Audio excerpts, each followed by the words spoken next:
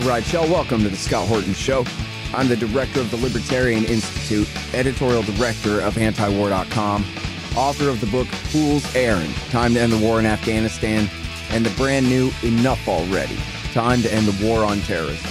And I've recorded more than 5,500 interviews since 2003, almost all on foreign policy, and all available for you at scotthorton.org. You can sign up for the podcast feed there, and the full interview archive is also available at youtube.com/Scott Horton Show. Okay, you guys, on the line, I've got Ted Snider, regular writer for antiwar.com. Welcome back to the show, Ted. How you doing? Thanks, Scott. I'm doing well. How are you? I'm doing good. Appreciate you joining us today. Man, there's a lot going on with this Ukraine war, and you write so much good stuff about it. Let's start with the story about Angela Merkel. Yeah. And for that matter, Francois Hollande as well.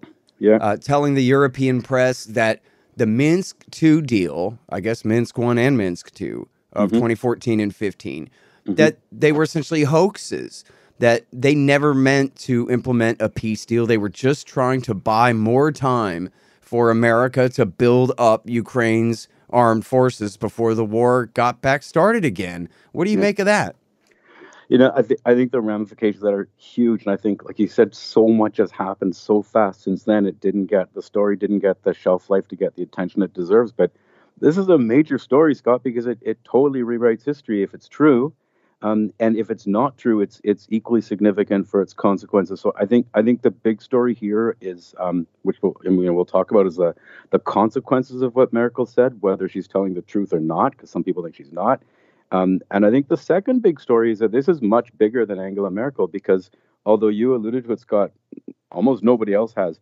It wasn't just Merkel. There were three parties involved in the negotiations: the Ukrainian president at the time, Pyotr Poroshenko, German Chancellor Angela Merkel, and French President François Hollande. And every single one of them, not just Merkel, but every single one of Putin's interlocutors have come out in a short period of time and said that it was a trick. So this isn't just Merkel. This is way, way bigger than Merkel. This is everyone. Mm-hmm. All right, now, so tell me a little bit about what you're saying about people not believing her. I'm not sure I do, actually. Yeah. So I think there's a couple things here. The first is that she's never said this before. She's never said something like this before. There's nothing in the historical record up to now to indicate that's what happened. It seems to have been a genuine thing. I think Zelensky thought it was a genuine thing. I think Putin thought it was a genuine thing. So there have been some fairly insightful commentators who have suggested that Merkel is simply rewriting history now because it looks so bad that the results that she tried to negotiate a settlement ends up in a war, and because it's become so politically incorrect to say that you negotiate or talk to Putin, that what Merkel is really doing is under pressure, going back in this sort of Orwellian rewriting of the past. She's just recasting the story because it looks so bad on her. So there is this theory that there's really no truth to what Merkel's saying. But Scott, I think the important thing about that is that it doesn't matter, because if what Merkel's saying is true, then that means that Europe and the West never intended for there to be a diplomatic solution to what was already a huge problem in the Donbas. It means that they were lying to Putin and making him believe there was a diplomatic solution so that they could lull him into a peace long enough to build Ukraine up for what was always intended to be a military solution to the Donbas. That's huge, because that's one of the major causes that led to the current war. We can talk about that more if you want to. But if what Merkel's saying is not true, it would sound like, okay, then it doesn't matter. It's just not true. But it matters a lot, because in 2014, when Putin annexed Crimea, he was actually acting under permission by the Russian parliament, not just to take Crimea, but to take all of the Donbas. And Putin didn't. He restrained himself. It's unpopular to say that Putin was a restrainer, but he restrained himself. And he sincerely seems to have believed that there was a way to solve the problem by keeping the Donbas in Ukraine, by granting an autonomy. He seems to have continued to believe that right up almost to the last minute before the war. And the thing that's important about that, Scott, is that hardliners in Russia for 8 years now have been highly critical of Putin. And what they've charged him with is that you could have solved this whole problem if you'd taken the Donbas in 2014. And you could have, because the people in the Donbas had voted. They wanted to follow Crimea back to Russia. Like, the people in Donbas wanted to be part of Russia. You had a reason to do it because the ethnic Russians were being treated very badly in the region. So you had a reason to do it. They wanted you to do it. And you certainly had the military capability to do it. It would have been easy then, right? So they said you could have taken Donbas. You blew it. You trusted Germany and France that they were sincere about Donbas. And you were naive to trust Germany and France. You never should have. And the problem with this, Scott, is that if Angela Merkel is telling the truth, then they were right all along.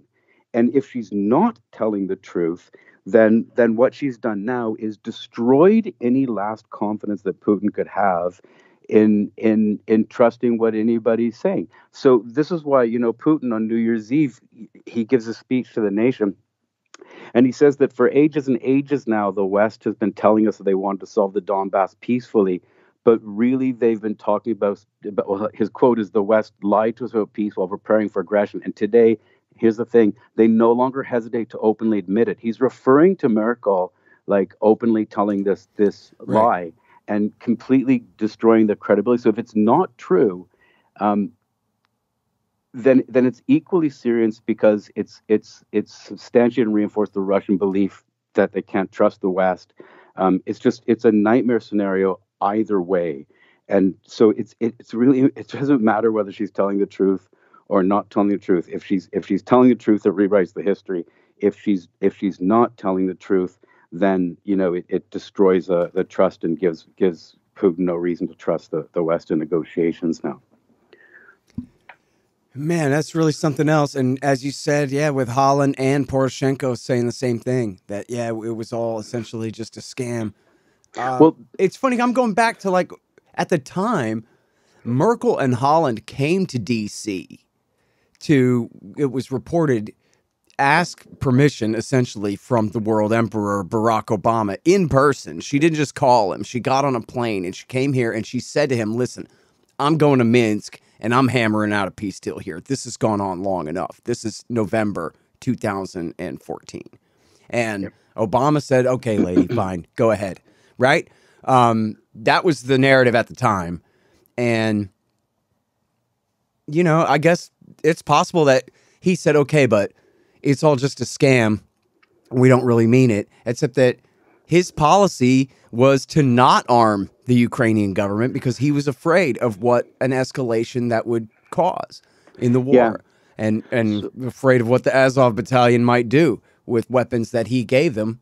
And so it seems to me like, they probably are lying, right? I think at the time it made more sense that they really were trying to end the war. I mean, they went back a couple of months later in February of 15 when Minsk 1 wasn't good enough and they needed to tinker with it and make it better and get better concessions. I agree with you, Scott, and I've always thought it was sincere, and I do think, when Zelensky got elected on a promise to implement Minsk, I think he at first was acting like he thought it was sincere too. But the agree. Yeah, I mean, he won with a great deal of support in the East because he promised peace.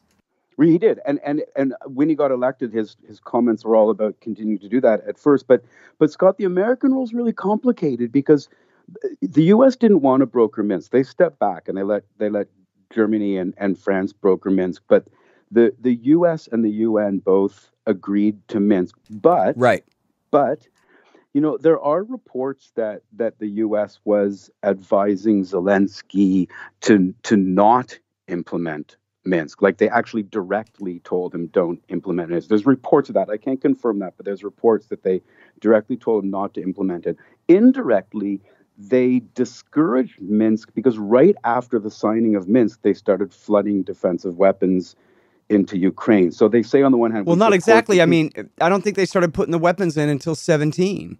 I don't think Obama did. Obama gave them Humvees and boots and MREs and stuff, right? Trainers, but right. But there's stuff going in suggesting that you're not committed to a completely diplomatic solution. But then it gets worse, and we've talked about this before, and I know you know this stuff really, really well. That when Zelensky did get elected on this promise to bring in Minsk, Poroshenko had already said, and we still need to talk about what Poroshenko and Francois Hollande said, because it's important and it's gotten ignored. The Francois Hollande story got reported heavily in Ukraine and Russia, but I can't find it in the Western media anywhere. When I try to Google that story, I still can't find it anywhere. Like, no one paid attention. So we still need to talk about that. But when Zelensky came in and he wanted to implement Minsk, he faced enormous pressure at home not to do it. And Poroshenko had said earlier than even in the recent interviews, Pyotr Poroshenko had said that I signed Minsk, but I knew it would never get implemented, because he said, I knew the political pressure in Ukraine would never let me implement it. That was the first hint that it was a deception. He said, I knew it would never happen. And the nationalist pressure on Zelensky was so intense. I mean, according to some reports, it might have even been mortally intense that you don't sign Minsk. And it was very, very clear that Zelensky could not act on his election promise to implement Minsk unless he got U.S. support, because it wasn't going to happen in the Ukraine without the U.S. pushing. And the U.S. did nothing to push it. They did nothing. So even though they accepted Minsk, they never acted in a way that suggested that they were trying to get Minsk implemented. Right. It was a massive failure on the states' fault not to just back Zelensky in 2019 and force the signing of Minsk. And probably none of this would have happened if the states had pressured Zelensky to, Zelensky. In a way, Ted, what you're saying is this whole argument is academic, because whether the French or the Germans ever meant it, the Americans never did. If they ever meant it, they never acted like they meant it. Yeah. Well, I just read a piece last night in researching for the book from Samuel Charup from the Rand Corporation from November of 21 in foreign policy. So when the crisis is first starting, the military buildup is going on, and the Washington Post is already reporting that the CIA says Russia's about to invade and all this. And Charup says in there straight up, look, America's never pressured the Ukrainian government to implement Minsk II, and they've been very reluctant to implement it for the following reasons. But now is time that we begin to pressure them to tell them to implement it, because that's the only way we're going to avoid war here. Just warning the Russians that they better not is not going to be enough to stop the war. And Scott, this wasn't just Rand. 2 weeks before the war, I forget the exact days, February 12th and 13th, something like that. Less than 2 weeks before the war, Putin was on the phone with Macron in France and Scholz in Germany, and he was saying to them, put pressure on Ukraine to sign Minsk. This is the only solution. They even had one more meeting in February, right? They did. And so this is like up to the last minute. This was not just like academic opinion that the states needs to pressure it. This was Putin on the eve of the war still saying, pressure Ukraine to sign Minsk. This is the solution. And it was the solution. Hang on just 1 second. Hey, y'all, the audiobook of my book, Enough Already, Time to End the War on Terrorism, is finally done. Yes, of course, read by me. It's available at Audible, Amazon, Apple Books, and soon on Google Play and whatever other options there are out there. It's my history of America's war on terrorism from 1979 through today. Give it a listen and see if you agree. It's time to just come home.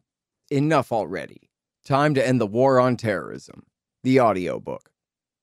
Hey guys, I've had a lot of great webmasters over the years, but the team at expanddesigns.com have by far been the most competent and reliable. Harley Abbott and his team have made great sites for the show and the Institute, and they keep them running well, suggesting and making improvements all along. Make a deal with expanddesigns.com for your new business or news site. They will take care of you. Use the promo code SCOTT and save $500. That's expanddesigns.com. Man, I wish I was in school so I could drop out and sign up for Tom Woods' Liberty Classroom instead. Tom has done such a great job on putting together a classical curriculum for everyone from junior high schoolers on up through the postgraduate level. And it's all very reasonably priced. Just make sure you click through from the link in the right margin at scotthorton.org. Tom Woods' Liberty Classroom.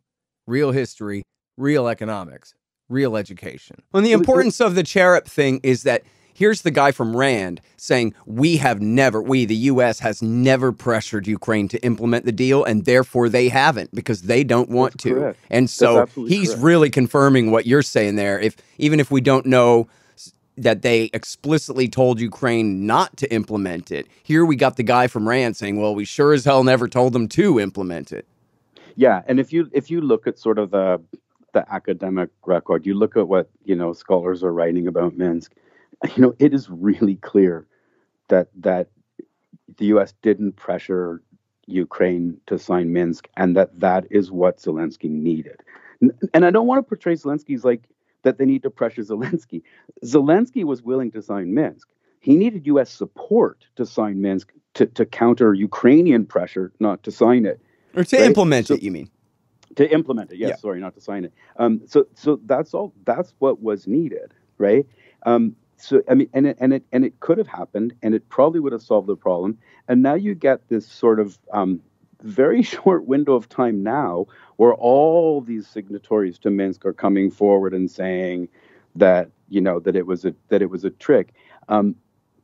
So you get Merkel, and what she actually is saying is that she says, I used Minsk during this time to get stronger, as you can see today. Like she says that the whole purpose of Minsk was really a deception to lull Russia into peace so that they could build up the Ukrainian forces. And then Poroshenko, around the same time, he goes all over the place giving interviews to the media, and he says, I'm quoting him, our goal was to first stop the threat, or at least to delay the war, to secure 8 years to restore economic growth and create a powerful armed forces. Like that was, he doesn't say that was the effect of Minsk, Scott. He says that was the intent of Minsk. Right. Right. And then a couple of days later, then Merkel, Francois Hollande goes and he gives an interview to the Kiev Independent, which just doesn't get picked up. Now, just to set the context for a bit, Angela Merkel was the main force behind the Minsk agreements. Francois Hollande was kind of her sidekick, her assistant. Like she was the driving force. He was the second one. So these are the two people in Europe who are negotiating this deal with Russia and Ukraine. And so the Kiev Independent, this is a Ukrainian newspaper, right? In an interview, asks Francois Hollande straight up, and I'm quoting, do you believe that the negotiations in Minsk were intended to delay Russian advances in Ukraine? He says, as Angela Merkel has suggested in a recent interview. And Francois Hollande says, yes, Angela Merkel is right on this point. He comes straight out and says that, again, not the but the intent of Minsk was to deceive Putin. So what's going on? Like, why do all three of them go public saying this? Is it not true?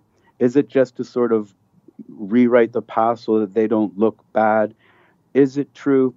Either way, it's this nightmare scenario that either rewrites history of the cause of the war or shatters Russian trust in the ability to talk to the West. Now, in a war like this, which hopefully is going to eventually end in negotiations to end this stupid thing, the last thing you want to do is give Putin a reason not to trust negotiations with the West. So why would you stand up before negotiations to end this horrible war and say, you can't trust us to negotiate? Because he lied to you last time. So right. Look, I mean, Merkel's that's the key, right? It's a nightmare. Yeah, look, this is simple public choice theory economics, right? Where there is no national interest. There's just the interest of Angela Merkel, the individual human person who at that time was in charge of Germany. And so right now it's in her individual interest to not look like a sucker who negotiated with Putin and let Putin walk all over her. So she has to pretend that she walked all over him. And so if that means that this undermines the next 5 decades of diplomacy between the rest of Europe and Russia, fine. Right. And Scott, That's her needs right now. And that's precisely why this is a big story, whether she's telling the truth or not. Because if she is telling the truth, it rewrites the whole history, saying that this war was inevitable because the West was always gearing up for a military solution in the Donbas. And if it's not true, then you've undermined the chances of negotiating an end to the war, because you've just straight up told Putin, you can't trust us to negotiate with us. So whether this helped cause the war, her telling the truth, or helps to not be able to stop the war, her lying, it's a nightmare. Yeah. And then for François Hollande and Pyotr Poroshenko to come out and say the same thing at the same time in this what almost seems orchestrated is amazing. Yeah. So this is a very big story. Yeah. You know, it's important too to bring up here that I don't know how sincere Poroshenko ever was. I guess it would depend on the circumstances, but we know that Zelensky ran on peace. And originally tried, when he came into power, as you mentioned there, he made some moves. He did like a prisoner swap and was trying to have some talks. But right after he was sworn in, I believe the first week after he was sworn in, Andrei Beletsky, the founder of the Azov Battalion, said, look, if this guy tries to negotiate a peace with the East, we'll kill him. Mm-hmm. He'll hang from a lamppost on the main drag in Kiev. Mm-hmm. And even the New York Times said, hey, that's a credible threat. These guys have overthrown the government twice now. They can't, right? Like, this is not just some guy spouting off about we will get our revengeance someday, boy, like in Brandenburg. This is a credible threat to murder the president if he tries to negotiate peace. And so that's why Stephen Cohen, the Russia expert, said that if the Kiev government is going to ever implement Minsk, it's going to, one, need to be pressured by the United States, but two, they're going to need help from the United States to round up Beletsky and the worst of these Nazis to protect the president's life so that he can try to implement the deal. And that's the situation that this guy is in. And then what do the Americans do? The Americans were like, no, we agree with Beletsky. Yeah, they walk away. Some people have said that Stephen Cohen was wrong about those death threats, but there are there's plenty of them. I'm writing a book about it. I got a full list, Yeah, there are interviews where it seems to me you can clearly hear them saying to him that he's risking his life if he goes forward with Minsk. But even if that wasn't true, which I believe it is, but even if it wasn't true, I don't think any serious scholar doubts that the pressure that the nationalists put on Zelensky not to sign was massive. And look, even if couldn't do it without U.S. support. Right, even if they weren't threatening to kill him, he couldn't implement Minsk if they weren't willing to go along when there's still these independent militias who can continue to fight on their own orders. And this is the significance of Poroshenko's statement, not only that he also says Minsk was a deception, but Poroshenko, who, by the way, keep in mind, was also elected on a platform of making peace with Russia, right? He was also elected on that platform. But he said this will never be signed because the forces in Ukraine, and he meant the national forces, would never allow it to be signed. So I don't think anyone disputes the fact that Zelensky could not make good on his campaign promise to implement Minsk unless the U.S. supported him. And they left him to hang. They did nothing to support him. So when he left the path of diplomacy and said, we're going to retake Crimea, even militarily, and completely abandoned the whole peace promise that he'd said he would do, that was at least in part because the U.S. didn't support him at all on the rails to peace. And when he got derailed, they did nothing to push him back on. Neither did Europe. Nobody did. So that leads to the events of today. It's so avoidable. I don't know whether Minsk was the perfect solution or not, but it was the best and really only solution to the problem at the time. And really good scholars have said that had Minsk been signed, Jack Matlock said recently that if Minsk had been signed, this war almost definitely would never have happened. Yeah. Now, Well, I think that's true too. I had a great talk with David Swanson the other day about Mm-hmm. alternatives that Russia had besides Mm-hmm. invasion. And they all basically centered around finding a peaceful solution to the problem of the Donbas because, NATO expansion and potential anti-missile missiles being deployed and all of those. Mm-hmm. That was the future anyway. The real Mm-hmm. crisis was the unending violence in the Donbas. And Mm-hmm. so if they had come up with a solution for that, bringing in peacekeepers from a third-party nation, this kind of thing, that could have prevented the entire war if they'd Look, really pushed. I think, and I've argued this before. I think that it's hard. It's so hard to be in Putin's head, right? Everyone wants to guess what Putin was thinking, and I think the only thing you can do is look at the historical record. You can only look at what people actually said. Yeah, he's been in power for 22 years, 23 years. Yeah, and there's been no secret about the progression of Putin's comments and Putin's, I don't want to say thoughts, it sounds very heavy, but what he said. And I think that historical record shows that Putin's major concern was that Ukraine would be admitted into NATO, and then as a NATO power armed with Article 5 would then make a military attack into the Donbas and Crimea, and because of Article 5, engage Russia in an all-out war with NATO. I think on the eve of this war, those were the two things in Putin's head. They're going to join NATO, or they could join NATO. They're going to attack the Donbas. What if both of those things happen?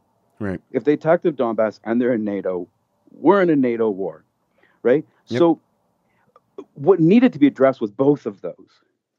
But at least in the immediate situation, address one of them, right? So if you had done Minsk, if you'd taken that out, that would have been a help. It would have prevented this war. It wouldn't have solved the problem forever. Putin would have still needed some kind of guarantee that Ukraine wasn't going to join NATO.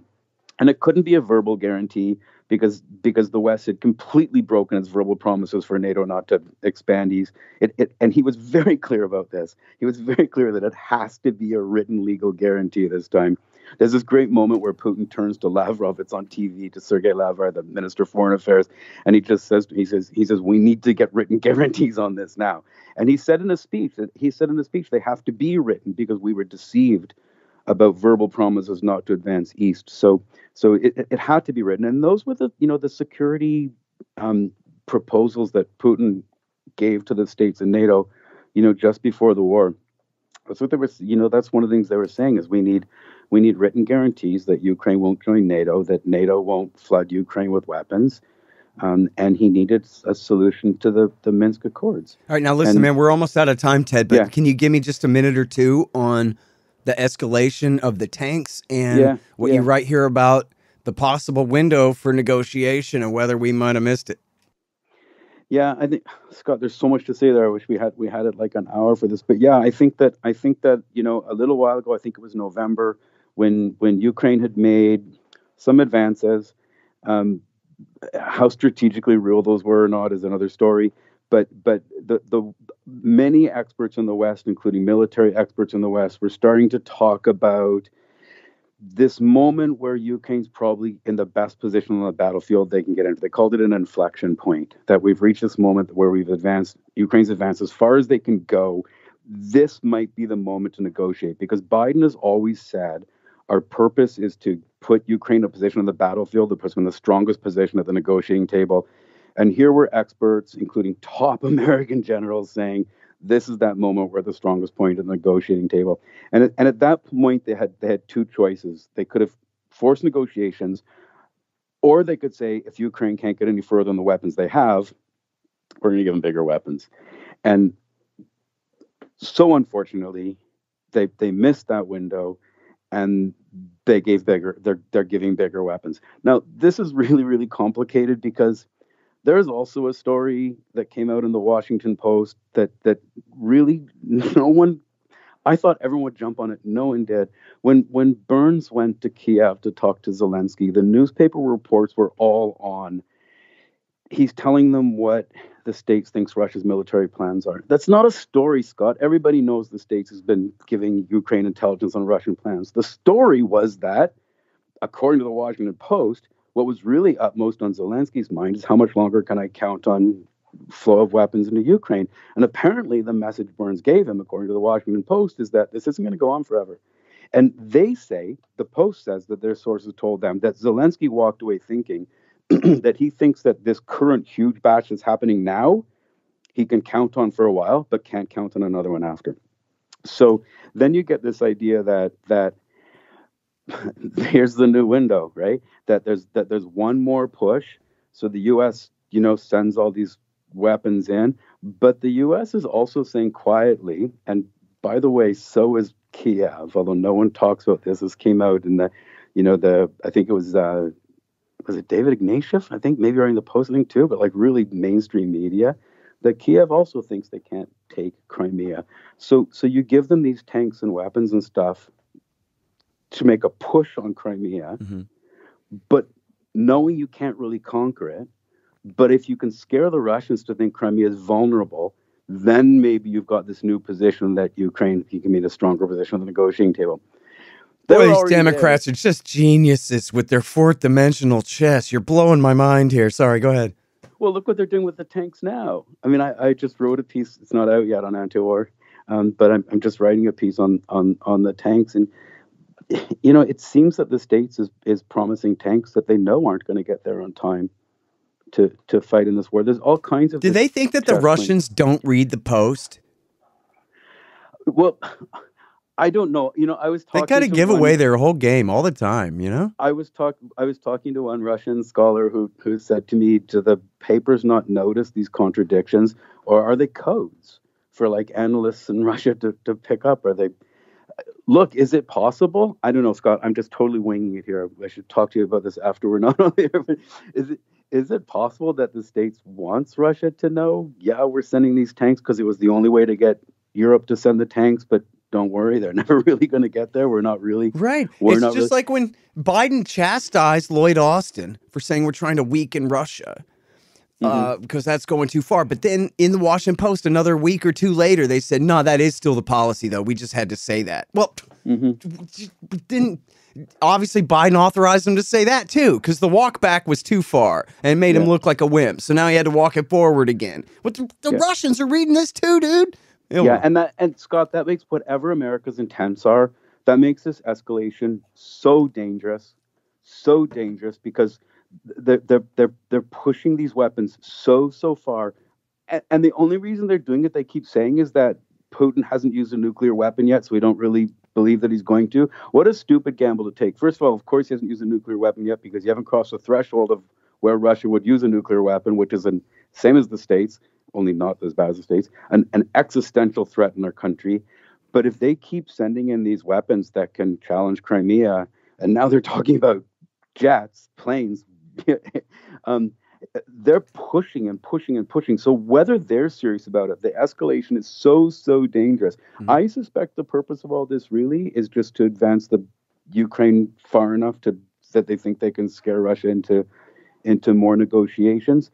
I think there's a little bit of a silver lining, right? That they're thinking that they're essentially admitting that Milley is right. We're not going to dislodge the Russians here.